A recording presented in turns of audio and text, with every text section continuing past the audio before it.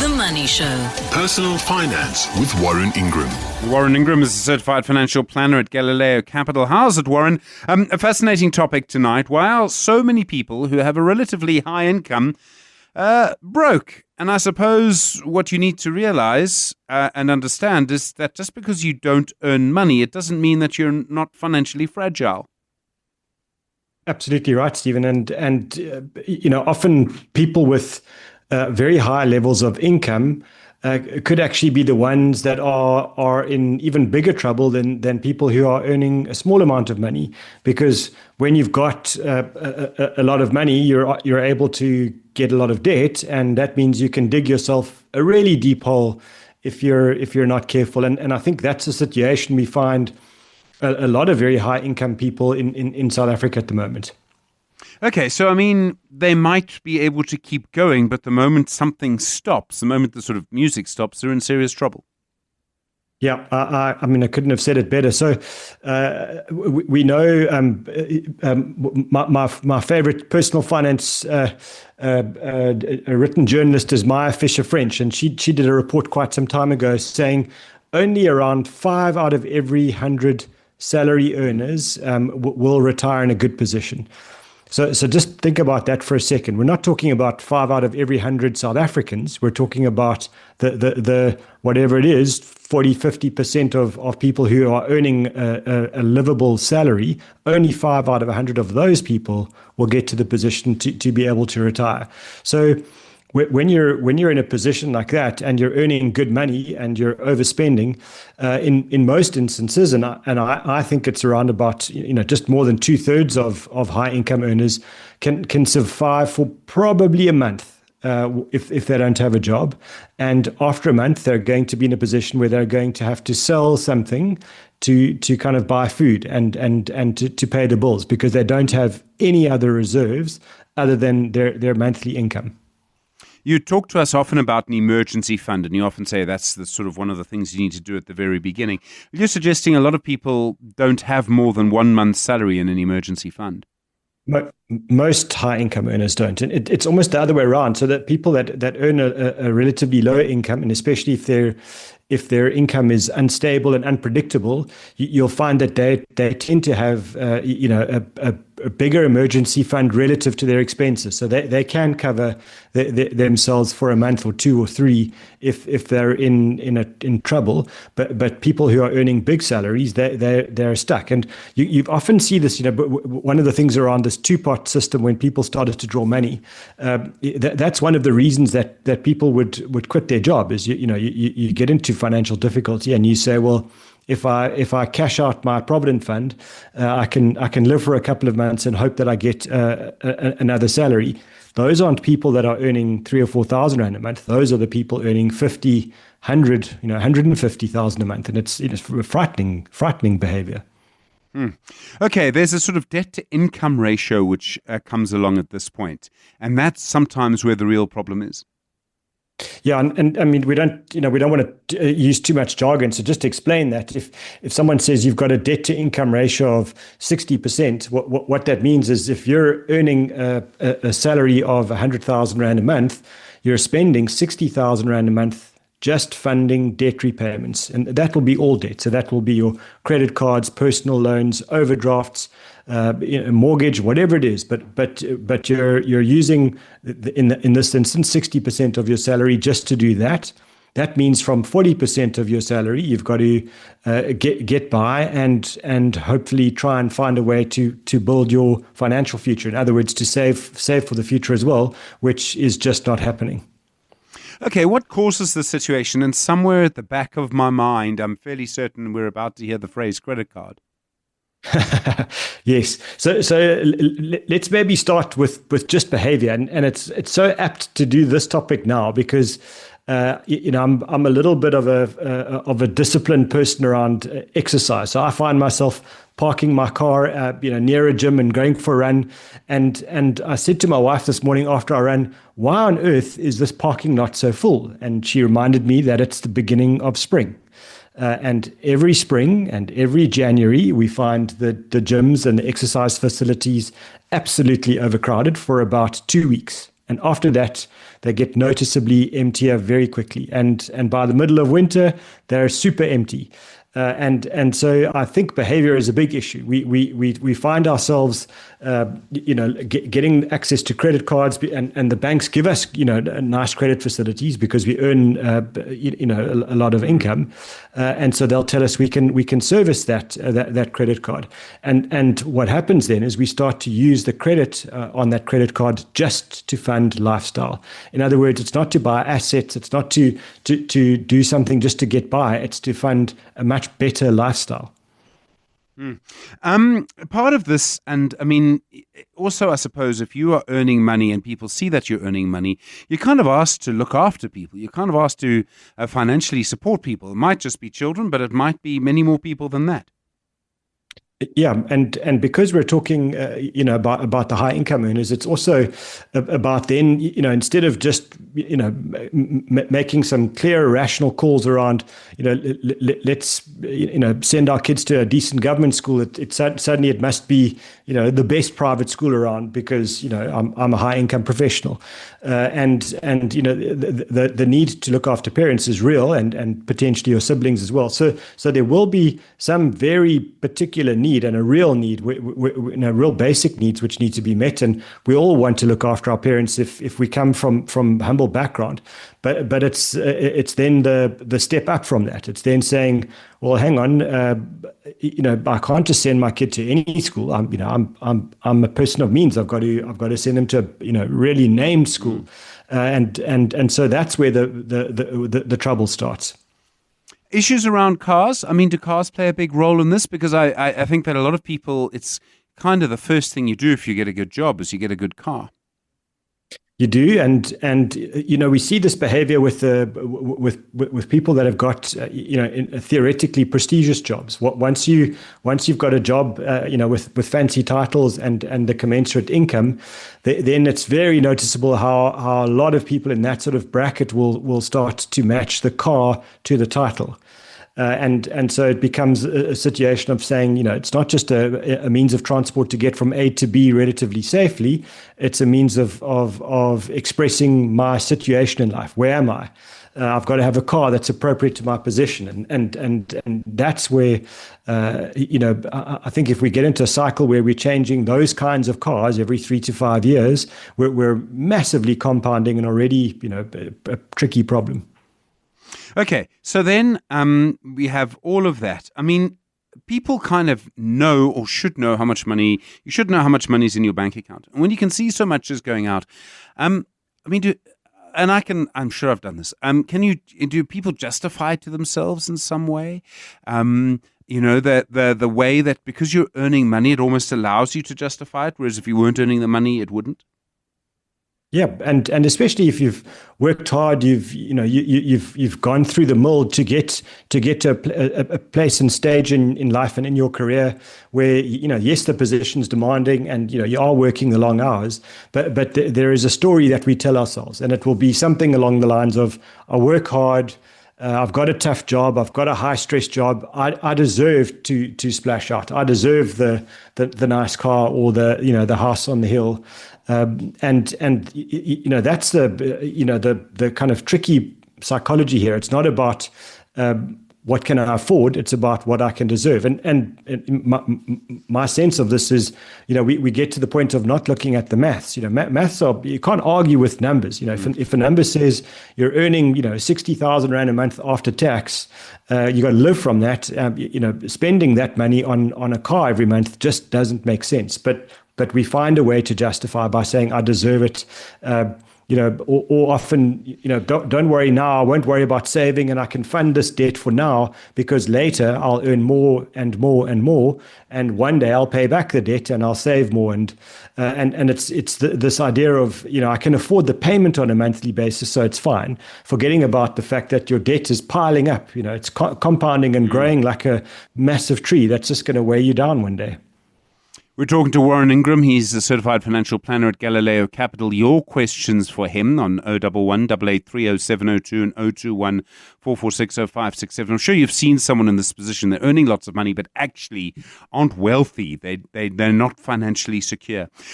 Warren, okay, so you realize you're in this position. And it's incredibly stressful. What do you do then? What sort of strategy would you use to escape? Where do you start to try and say, I'm in this tricky position. I am earning money, so I've got money coming in. How do I improve myself from here? I think one, it's about a little bit of honesty. It's about saying, I have been living my life externally. So I've been doing things to portray success and to kind of live the image of success. And if you're going to continuously benchmark yourself with that by saying, I judge myself by how other people judge me, then what you need to understand is you've got absolutely no control of how other people perceive you. So it starts with just resetting that goal and saying, hang on, I don't judge myself by how others look at me. I've got to benchmark myself my own way. And I think understanding that, if you're professionally successful, if you're good in your job and you're generating a good income and you're kind of taking yourself forward in your career, it's pretty meaningless to do that without creating financial security as well. We don't want to be in a position where we kind of dig ourselves out of a hole. Maybe we come from very humble background and we get somewhere by our career, but we don't build a solid foundation financially.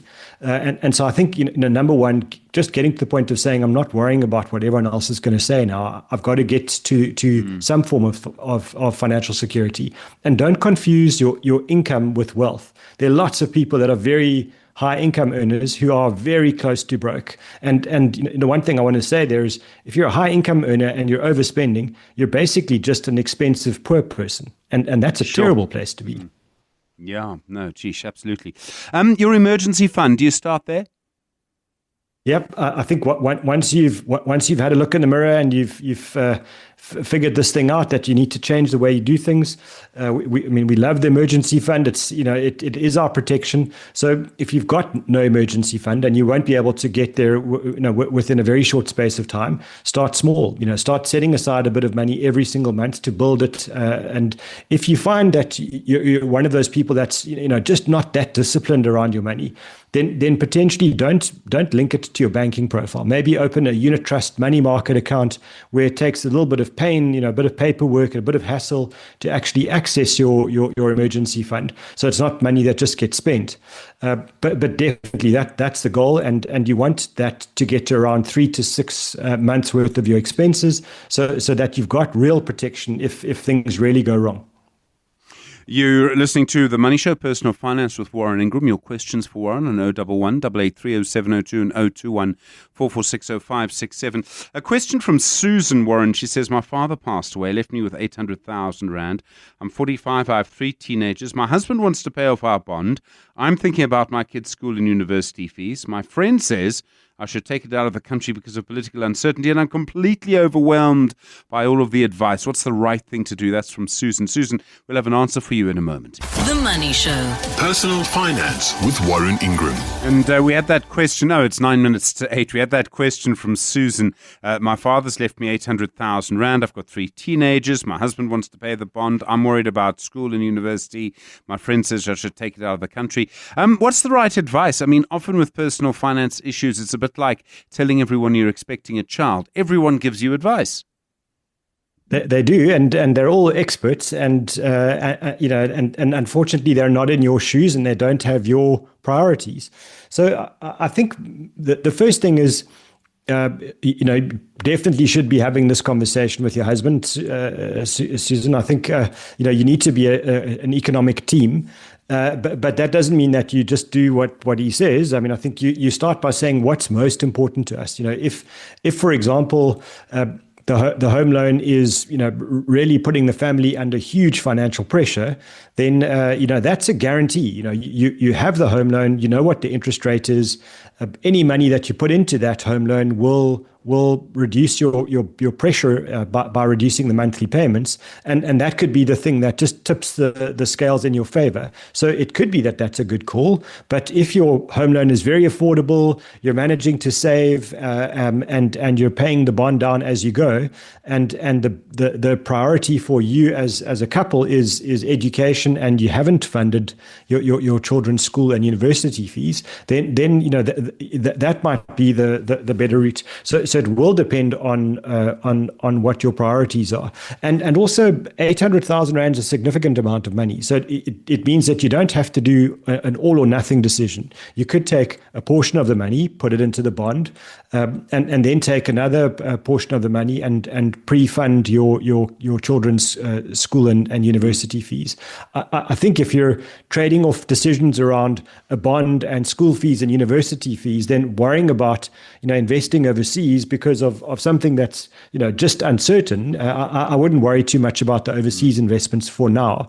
I think it's really going to be the trade-off between the bond and the education, and equally that you might store the money in the bond, put the 800,000 in the bond for now, and then draw out little bits when they're needed to pay for the education as you go. So give yourself the breathing room now, and then build up more and more money into that bond as you go, so that you can fund the education a bit later.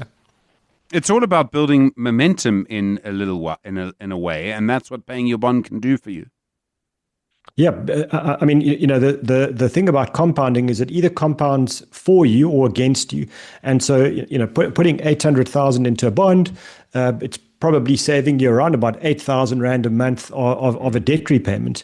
And so if you put that money in and you keep up your monthly repayments that you were paying in, then all of a sudden you might be breaking the back of that bond and making a huge dent. And as you say, momentum when it comes to money, if it goes in your favor, it's amazing how quickly you can get a bond going down once you've broken the back of that big debt burden. Just to sort of return to our main theme around high income earners, and now you've realized that you've made a mistake and you need to sort of start again, and you need to work out what you can save money on, how you can actually get back into a sort of financially secure position. So to stop just being rich and poor, if that makes sense. You talk about doing an image audit. What do you mean by an image audit? And I mean, I think a lot of us, we all want to look like we're kind of with it or whatever. What's an image audit in this context? An image audit is kind of real nuts and bolts around, if we've got that driver within us to say, well, what would people think? How do people judge or measure us? One of the things to start asking yourself is, okay, so if I'm worried about what people think, this amount of money I'm about to spend on clothes or a car, etc., what does that actually do to generate an income for me? Is this expenditure going to make more money? Is it going to allow me to earn a bigger salary? And if it's not, then that's a big negative against spending the money. I'm not saying that's the only factor, but that should be the very first decision. If it's not going to help you generate more income, then you really need to think very carefully about it.